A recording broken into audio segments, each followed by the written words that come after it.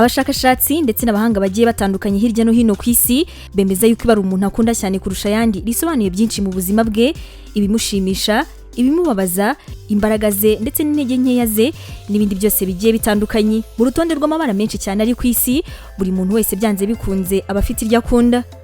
Mu mabara y'ingenzi agiye atandukanye ariho, uyu munsi tugiye kuyababwiraho, hanyuma tubabwire n'imico itandukanye ishobora kuranga umuntu bitewe n'ibara akunda cyane.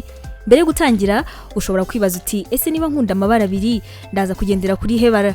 Niba ukunda amabara abiri, uraza kuza kumva imico ya buri bara, hanyuma uze kubiteranya aho uza kuza kumva neza yuko uyu muntu ashobora kuba ari wowe. Mbere yo gutangira icyegeranyo twabateguriye kuri uyu munsi, reka tubanze tubabwire ibintu bitangaje cyangwa se bidasanzwe abantu benshi batazi ku mabara. 40% by'abantu bose batuye isi bavuze yuko ibara bakunda cyane ari ubururu. Andi mabara akaba agenda agabana 60% bisigaye. Ubwo ngubwo ubururu niryo bara rikundwa cyane kurenza andi mabara yose ku isi. Umutuku niryo bara rya mbere umwana abasha kubona hagati y'ibyumweru 2 kuzamura nyuma yo kuvuka. Ibara rya pink niryo bara rifatwa nk'iryo guturisha umutima cyangwa se kwihanganisha umuntu. Iri bara ukaba uzasanga rikoreshwa mu magereza agiye atandukanye ndetse no mu bitaro cyangwa se mu mavuriro agiye atandukanye yita ku barwayi bafite ibibazo bitandukanye byo mu mutwe. Ibara ry'umweru ni ibara rifatwa n'abantu benshi ku isi n'ibara ry'abantu bagira isuku, kandi umuntu wese ukoresheje rino bara ahantu hose ari hakaba hafatwa nk'ahantu hatagatifu cyangwa se ahantu hatuje. Ibara ry'umutuku ndetse n'iry'umuhondo icyarimwe niyo mabara afatwa nk'amabara yo gutera peti cyangwa se gutuma umuntu yifuza kurya, ndetse ukaba uzasanga ariyo mpamvu aya mabara akunze gukoreshwa cyane mu maresitora ndetse n'ahandi hantu hose hagiye hari ibiryo. Mu kanya gatoya reka tuze tubabwire buri mabara yose agiye atandukanye ndetse n'imico iranga ba nyirayo.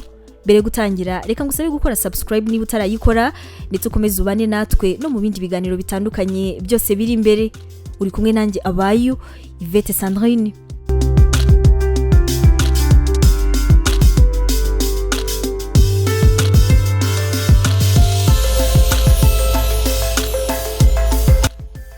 Ibara tugiye guheraho kuri uyu munsi ni ibara rya papo cyangwa se mauve. Iri bara ni iryo ngiryo uri kubona.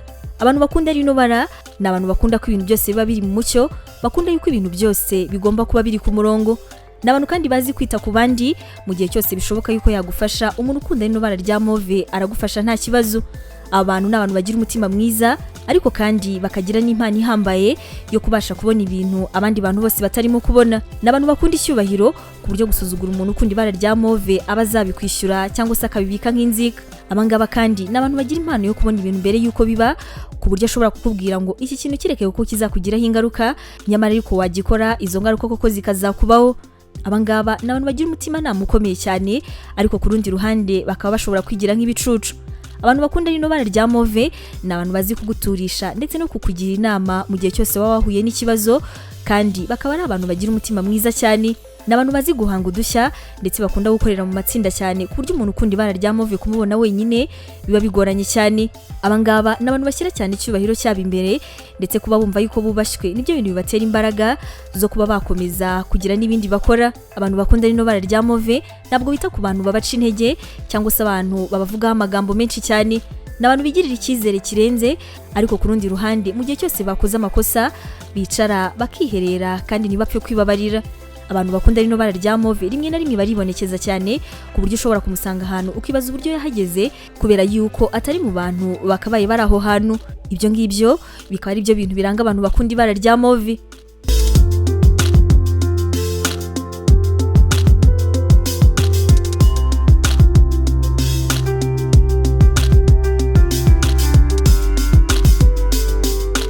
Ibara ry'umukara. Abantu bakunda ibara ry'umukara ni abantu bakunda icyubahiro ndetse n'imbaraga, bumva yuko ibintu byose bigomba gukorwa mu bushake bwabo. Ni abantu bazi kurwanira icyo bashaka, bagira ikinyabupfura cyinshi ariko bagambiriye kugera ku ntego zabo. Abantu bakunda rino bara ry'umukara ni abantu bimva nk'abantu b'abanyagitinyiro kandi b'icyubahiro gihambaye, ku buryo kuba wamubona yambaye umukara ahantu hose aba yumva ari umuntu udasanzwe kandi ufite byinshi arusha abantu. Abangaba ni abantu bigirira ibanga cyane, badakunda yuko ibintu byabo byose bishobora kuba byajya hanze. Bishimira yuko abantu b'inshuti zabo cyangwa se mu muryango wabo ba hafi ari bo bonyine bashobora kumenya ibiberekeyeho kandi nabwo bakamenya ibyo bashatse yuko bamenya. Aba ni abantu bazi gutanga ibitekerezo cyane kandi bashobora kuvamo abayobozi beza cyane. Ni abantu bazi kwitwararika kandi bashobora kwisanisha na buri gihe cyose kigezweho. Abantu bakunda ibara ry'umukara bakunda ibintu byose bikozwe mu nyungu zabo, ariko kandi bakanga agasuzuguro ku rwego rwo hejuru. Mu gihe cyose ushobora gusuzugura umuntu ukunda ibara ry'umukara, uba ubizi neza yuko azabikuryoza. Umuntu ukunda ibara ry'umukara mu gihe cyose uzamuhereza ubuyobozi cyangwa se ukamwereka yuko wamwubashye, nta kabuza muzabana neza.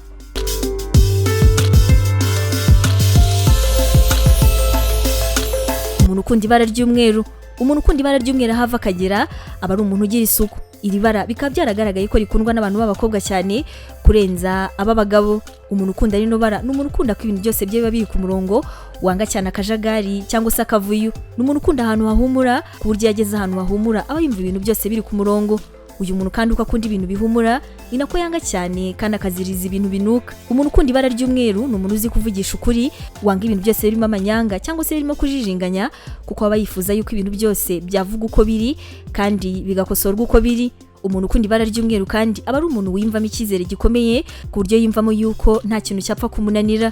Umuntu ukunda ibara ry'umweru iyo umubabaje biramubabaza cyane kandi akabirwara igihe kirekire. Abantu bakunda rino bara bazi kwisanisha n'ibihe byose bagezemo, ku buryo ashobora kuba ari ahangaha mwishimye nawe akishima, yagera na hariya bababaye nawe akababara. Abantu benshi bakunda kwitiranya abantu bakunda ibara ry'umweru kubera icyizere bigirira, rimwe na rimwe bakabifata nk'aho biyemera, ariko nyamara muri bo bano bantu ni abantu beza cyane. Iyo umuntu amaze kukumenyera neza yishimira ukuntu umeze, kuko uri umuntu uzi gutanga ibitekerezo. Umuntu ukunda ibara ry'umweru akaba ari umuntu uvamo inshuti nziza cyane, kubera yuko ibintu byose abivuga uko biri kandi akakugira inama nta kindi agendeyeho.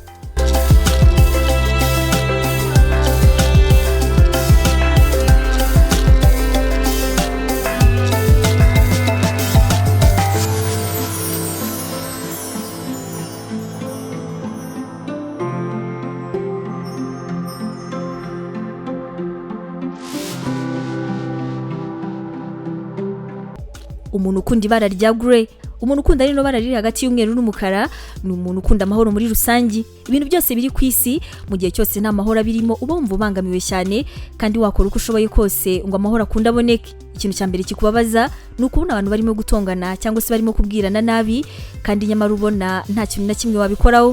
Umuntu ukunda rino bara rya grey ni umuntu wizera vuba cyane kandi agashengurwa umutima mu gihe abo yizeye bamubangamiye. Umuntu ukunda rino bara kandi ni umuntu wita ku bintu bye cyane, ariko kandi mu gihe cyose ahantu havutse amakimbirane ahari cyangwa se ahegereye akabura amahoro akaba yumva yanahava. Mu gihe cyose hari ibintu bitagenda neza, umuntu ukunda rino bara rya grey aba yumva yasabwa yuko ayo mahoro yayagarura cyangwa se akumvikanisha abantu batarimo kumvikana.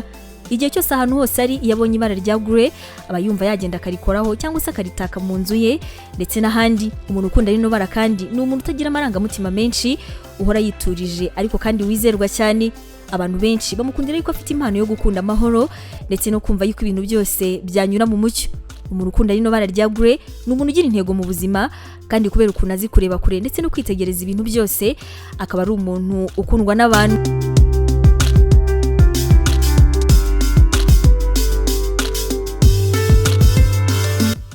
Abantu bakunda ibara ry'umutuku, abantu bakunda ibara ry'umutuku ni abantu mu buzima bwabo bazi ibyo bashaka kandi buri gihe bazi kwirengera ingaruka mu gihe cyose ibyo bashakaga gukora bitagenze neza.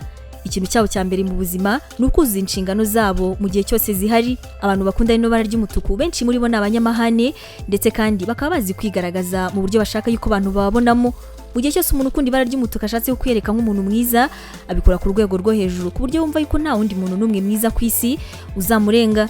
Iyo ashatse kukwereka nk'umuntu mubi nabwo abikora ku rwego rwo hejuru. Abantu bakunda rino bara ry'umutuku ni abantu bakunda cyane imibonano mpuzabitsina, ku buryo usanga abahungu bose cyangwa se abakobwa bose bafite bene iyi mico baba bakunda rino bara ry'umutuku. Abantu bakunda ibara ry'umutuku kandi cyane ni abantu bafite kamere yo kwikunda cyane muri bo, ku buryo wumva ko ibintu byose bigomba kuba byakabaye biba mu nyungu zabo. Buri munsi umuntu ukunda ibara ry'umutuku aba ashaka kumenya ibintu birimo kuba, yanga cyane abantu bamuhisha amabanga. Nubwo ariko yanga yuko abantu bamuhisha amabanga, we yanga cyane umuntu ushobora kumwinjirira mu buzima. ni umuntu uzi kwishakira igitinyiro mu bintu biri ku ruhande rwe ku buryo ashobora kukwima ikintu kugira ngo ubanze wumve ko ugikeneye hanyuma nyuma azabone kukiguhereza. Umuntu ukunda ibara ry'umutuku ntajya apfa gukunda, ariko kandi niyo yakunze akunda byo ku rwego rwo hejuru. Umuntu ukunda rino bara ry'umutuku ntajya ashidikanya ku bintu ari gutekereza, ndetse niyo abivuze nubwo byaba ari bibi anagusobanurira impamvu. Buri gihe cyose umuntu ukunda ibara ry'umutuku aba atekereza ngo niki kigiye gukurikiraho, ndetse nk'iyo agize Imana agakora ikintu kimwe kikagenda neza ahita atekereza yuko ikizakurikiraho aricyo kizagenda neza kurushaho, bityo bikamuha imbaraga zo gukunda gukora cyane. Umuntu ukunda rino bara ry'umutuku ni umuntu muri kamere ye wavutse azi kuyobora kandi azi kubaha abandi cyane. Umuntu ukunda ibara rya pink cyangwa se ry'irozi.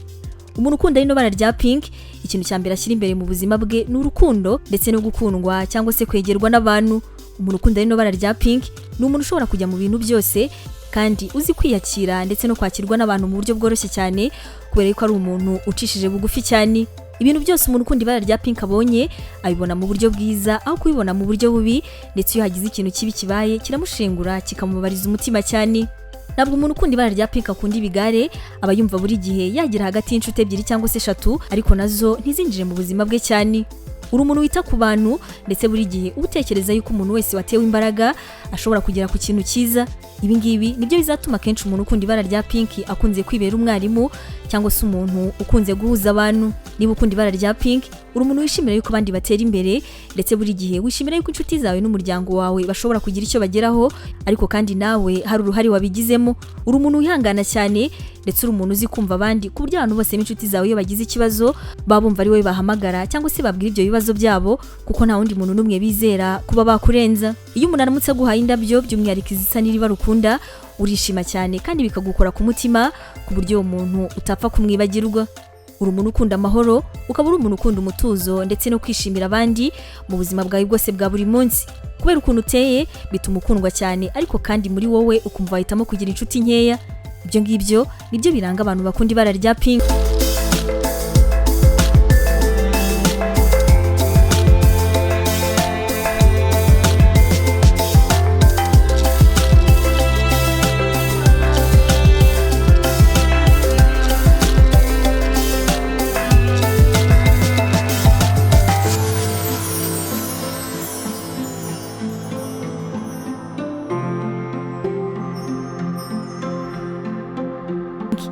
Ibara rya orange. Abantu bakunda ibara rya orange ni abantu bakunda kwishimira kuba mu bantu benshi cyane, ariko kandi bakishimira yuko abantu babubaha ndetse bakumva n'ibitekerezo byabo. Umuntu ukunda ibara rya orange ni umuntu ukunda ibintu karemano, udakunda ibintu byose by'isi. Ni umuntu ukunda kuba ari kumwe n'abandi bantu, ndetse buri gihe iyo atanze igitekerezo abandi bakacyumva yumva yishimye cyane. Uri umuntu ukunda akazi cyane, ndetse ukaba uri umuntu utajya kuva ku bantu bawe cyangwa se ku nshuti zawe. Umuntu ukunda ibara rya orange ni umuntu ugira umutima mwiza cyane. Iyo ari umuhungu yanga abakobwa bisiga ibirungo, ndetse yaba ari umukobwa nabwo bikabuko. Buri gihe umuntu ukunda ibara rya orange abatekereza yuko hari ikintu cyiza kigiye kuba, kuko buri kintu cyose kibaye nubwo cyaba ari kibi atekereza yuko hari impamvu kibaye kandi impamvu izabyara ibyiza. Umuntu ukunda rino bara rya orange kandi abakunda ibisimba by'umwihariko ibiguruka, kubera yuko abona bimushimishije cyane. Buri gihe cyose iyo havutse ikibazo, umuntu ukunda rino bara rya orange aba yumva yagira inama abantu ry'uburyo icyo kibazo cyazakemuka. Buri gihe cyose kuba umuntu ukunda ibara rya orange yakwibana cyangwa se yakwikorana wenyine biramubabaza cyane, kuko aba yumva yuko nta kintu na kimwe ari bugereho. Buri gihe aba yumva yakorana n'abandi kandi bagahana ibitekerezo kugira ngo ibibazo bari bafite bibashe kuba byakemuka. Kubera uburyo umuntu ukunda ibara rya orange ahora atekereza yuko hari ikintu cyiza kigiye kuba, bihora bituma ashaka gukora ibyiza ku buryo kumubona mu makosa ari ibintu bigoranye cyane.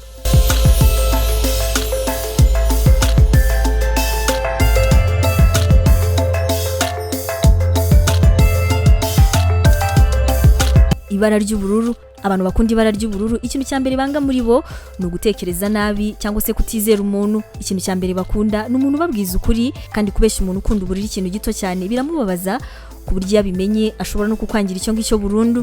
Umuntu ukunda ibara ry'ubururu ni umuntu wigenga muri we kandi wiyubaha cyane ku buryo yanga yuko ibintu bye byose bishobora kuba byajya hanze. Ni umuntu ushobora kuganira ufite ikibazo hanyuma ikibazo cyawe kigahita gikemuka, kandi nyamara nta kindi kintu akoze ahubwo ari ukukuganiriza byonyine. Ni umuntu w'inshuti nyanshuti ku nshuti ze, buri gihe inshuti ye ifite ikibazo ihita itekereza uyu muntu w'ubururu. Umuntu ukunda rino bara ry'ubururu kandi hari ukuntu yikunda, ariko buri gihe umubwiye ko ufite ikibazo agerageza kuba yahita agikemura. Umuntu ukunda rino bara ry'ubururu ry'ubururu kuba wamubwira ikibazo cyawe ahita agifata nk'ikibazo cye ndetse agahita ashaka uburyo ashobora kuba yagikemura. Yishimira kubona umuntu yafashije kandi agatera imbere. Abantu bakunda ibara ry'ubururu muri bo bifata nk'abantu bafite imitima ikomeye kandi nyamara nibo bantu ba mbere bafite imitima yoroshye cyane.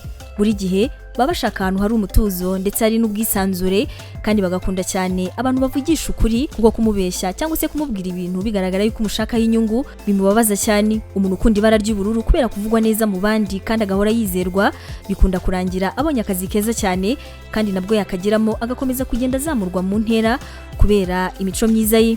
Abantu bose bafata umuntu ukunda ubururu nk'umuntu utuje, umuntu wavamo inshuti nziza kandi umuntu wiyemeza ikintu bikarangira gikoze uko byagenda kose.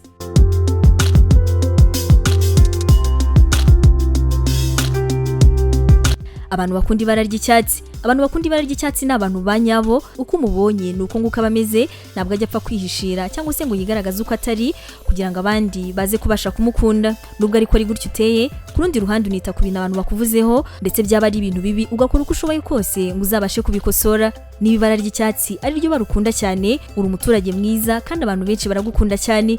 Abantu bakunda rino bara ry'icyatsi n'abantu bita ku bimera ndetse bahangayikishwa cyane n'inkuru zivuga yuko mu minsi iri imbere hari igihe ibimera byazashira ku isi. Uri umuntu uzi kubana neza, ukaba uri umuntu ugira morale, ni ukuvuga uhora wishimye kandi ukunda ibintu byose bigendeye ku muco.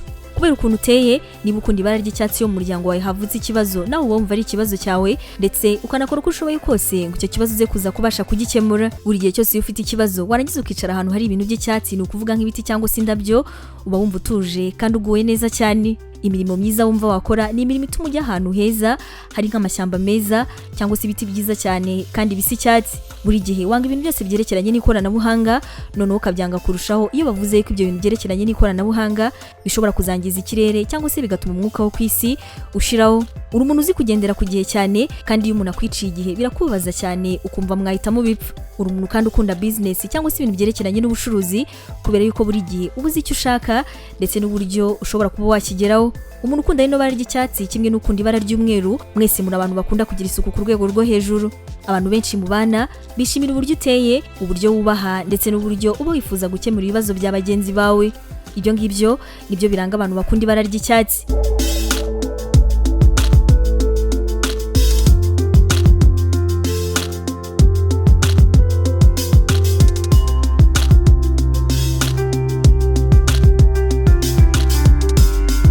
Ibara ry'umuhondo.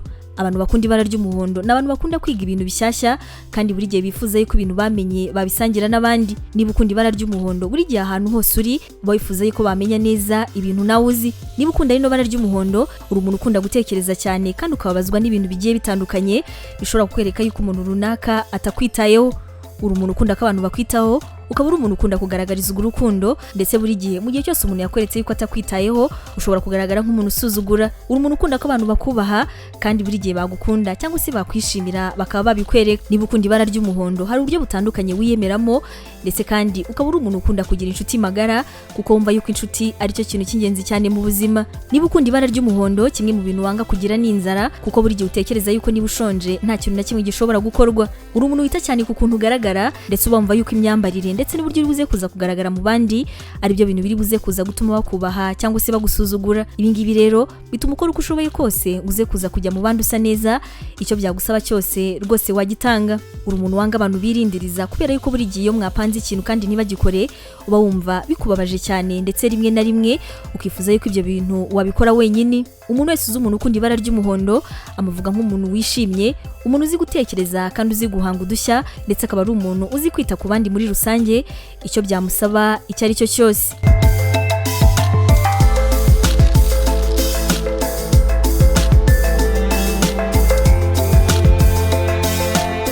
Ibara rya brown. Umuntu ukunda ibara rya brown ni umuntu utagipfa kuva ku izima ndetse buri gihe kinatekereza aba yumva yuko ari itegeko. Niba ukunda rino bara rya brown, uri umuntu ukunda amafaranga cyane ndetse ukagira n'ubugugu ku buryo byakugora kuba wagira icyo utanga nubwo waba ugifite kandi abandi bagikeneye. Uri umuntu wigenga cyane, wanga gusaba abandi cyangwa se ko bagucishamo ijisho. Uri umuntu ugira amahirwe mu buzima bwawe kandi kubera imico yawe yo kwiharira ndetse no kutavuga cyane ibintu utunze bituma ubasha gutera imbere. Uri umuntu udakunda yuko abantu bamenye ubutunzi bwawe, aho kugira ngo bamenye ubutunzi bwawe bamenye amabanga yose y'ubuzima bwawe. niba ukunda ibara rya brown ntabwo wita cyane ku bintu abantu bakuvugaho, ahubwo icyo ushyize imbere ni ahantu hose hashobora kuguha amafaranga cyangwa se hashobora gutuma utera imbere. Umuntu ukunda rino bara ni umuntu uzi kwihambira cyane ku buryo ashobora kuza nko mu ishuri iki gihembwe yaba uwa nyuma, ikindi gihembwe akazabatungura mwese agahita aba uwa mbere. Ibi ngibi byerekana yuko ikintu cyose umuntu ukunda ibara rya brown ashatse agerageza paka kigezeho. Inzira zose zishobora gutuma uba umukire. Niba ukunda ibara rya brown umenye yuko wazikora kugira ngo rwose uzakunde uba umukire. Uri umuntu wihangana gakeya, ndetse yagize umuntu kubabaza cyangwa se ukwiba amafaranga muhitamo ababanzi b'ubuzima bwose. Iyo bigeze ku muryango ariko nanone uba uri umuntu ukunda umuryango wawe, nubwo rimwe na rimwe kuwufasha mu buryo bw'amafaranga bigorana cyane.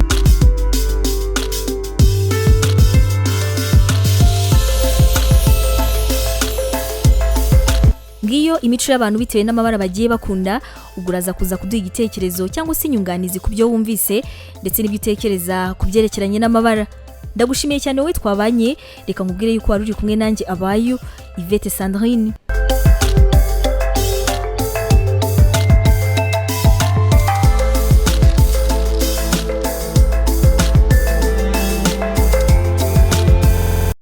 Wifuza ko umwana wawe yagira uburere bwiza, abamubonye bose bakakubaza ishuri yizemo? Mu mashuri yose wamenye kuri ubu hari rimwe riri kuyasumba. Iri nta rindi ni International Technical Schools of Kigali, ariryo ITS mu magambo ahinnye. Ni ishuri rifite amashami atuma ari ishuri rigezweho kandi abaryizemo bagasohoka ari inzobere muri aya mashami. Aya mashami ni tourism, aribwo bukerarugendo, hotel operations, ariyo micungire n'imikorere y'amahoteli, ndetse na computer technology systems, ariryo koranabuhanga rya mudasobwa. Abanyeshuri biga muri ITS Kigali, ishuri ribashakira stage mu bigo by'ubukerarugendo, amahoteli ndetse n'ibigo by'ikoranabuhanga bikomeye mu Rwanda. Abarangije ari abambere muri ITS Kigali, iri shuri ribashakira akazi. Akarusho nuko binyuze mu mikoranire iki kigo gifitanye n'ibigo mpuzamahanga byo hanze y'u Rwanda, baguha certificate zikwemerera gukora muri buri gihugu cyose cyo kwisi n'ayandi masomo wongeye gufata. Waduhamagara kuri telefone arizo 0786277463 cyangwa se 0782850591. Iri shuri rikaba riherereye ahantu heza cyane mu karere ka Gasabo, ahangani mu murenge wa Ndera ku muhanda kaka 3 ST.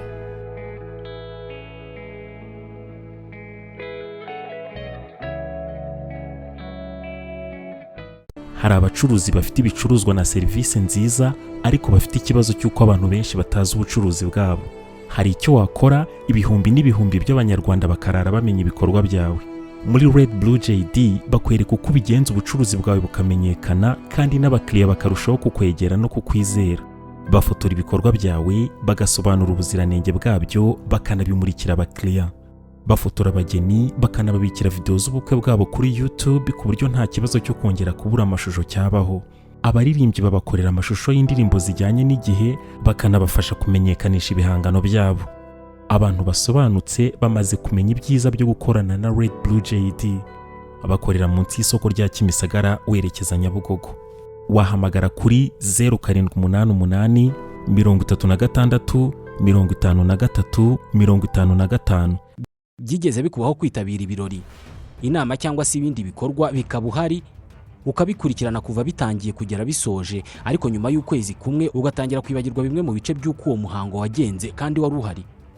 Niba urimo kureba aya mashusho, nuko udashobora kwihanganira kureba amashusho no kumva amagambo atari meza. Turi miliyari 7 z'abantu kuri iyi si. Abarenga miliyari 4 muri twe dukoresha internet. Buri wese muri twe arihariye, ateye ukwe, afite ibyo akunda ku giti cye adahuje n'undi wari we wese. None niba dutandukanye, kubera iki twagira ubwoko bumwe bw'ibirori? Kubera iki inkuru zacu abantu bazi barakimwe? Ntabwo bikiri ibanga ko ari we wese ko uyu munsi Red Blue JD ari kompanyi ifata amashusho ikanayatunganya, igakoramo inkuru cyangwa se ibyegeranyo bidashobora guhaza ijisho cyangwa se ugutwi ko ari we wese inshuro imwe. Red Blue JD ni inkuru yo kubara, ariko cyane cyane ni inkuru ivuga uburyo abantu bafata amafoto meza y'ubukwe n'ibindi birori. Inkuru y'uburyo babika amashusho y'ibirori n'ibindi bikorwa kuri internet, ubwo ukabubonye uburenganzira bwo gutunga amashusho yawe ubuzima bwose. Nta muntu nzi wakoze ibirori, inama n'ibindi bikorwa ngo areke gushimishwa no kongera kugira bya byishimo cyangwa se kwiyumva nk'uko yiyumvaga cya gihe. Ibi bikaba atagombye gusubiramo bya birori, ahubwo akabikesha amashusho n'amafoto yafashwe mu buryo bwiza. umuntu wese uvuze ibirori bishingiye ku muryango no ku mibanire aba avuze ubukwe. uvuze ubukwe bwagenze neza aba avuze amashusho n'amafoto yabwo yafashwe neza. uvuze amashusho n'amafoto yafashwe neza mu bukwe, mu nama no mu bindi birori aba avuze Red Blue JD. Red Blue JD ni indi nyito bakoresha iyo bashaka kuvuga filime mbarankuru zikozwe mu mashusho meza n'ubutumwa butava mu mutwe w'uwabwumvise. Hari ikibazo kimwe kirebana n'iyi ngingo. Ibi byose mwabikoraga mute Red Blue JD itaraza? bakorera munsi y'isoko rya Kimisagara werekeza Nyabugogo. Wahamagara kuri 0788 36 53 55.